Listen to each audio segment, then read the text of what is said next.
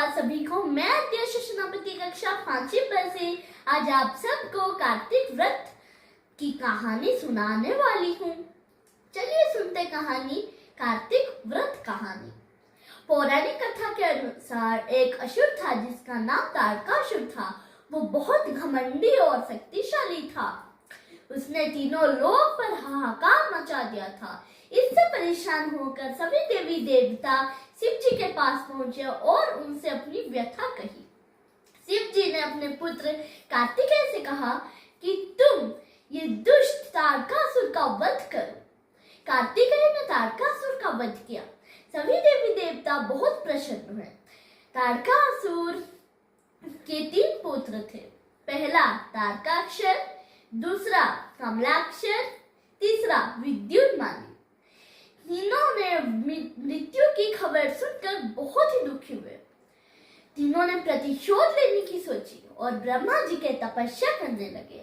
कठोर तपस्या से ब्रह्मा जी प्रसन्न होकर वर मांगने के लिए कहा।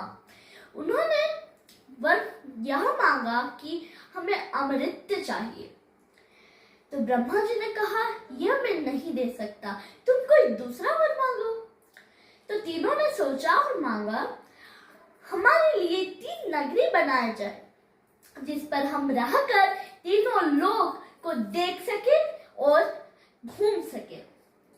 और 1000 साल के बाद जब तीनों नगरी एक सिद्ध पर आएगी, तभी कोई देवता अगर तीनों को एक ही बार में नष्ट करने की क्षमता रखती हो, वही हमारी मृत्यु का कारण बनेगी। ब्रह्मा जी ने तथास्तु किया। तीनों बहुत प्रसन्न हुए और तीनों लोक पर हाहाकार मचाए। तारकासुर के लिए सोने की नगरी बनाई गई, कमलाक्ष के लिए चांदी की नगरी बनाई गई और विद्युन्माली के लिए लोहे की नगरी बनाई गई। तीनों ने बहुत ही दुष्टता की।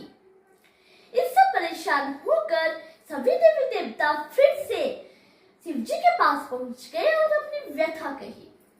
तो शिव जी ने कहा, इन तीनों का वध करने के लिए हमें एक दिव्य रथ के निर्माण करनी होगी। उस दिव्य रथ में सभी चीज देवताओं से ही बनी थी। जैसे रथ के पहिए स्वयं सूर्यदेव और चंद्रदेव बने थे।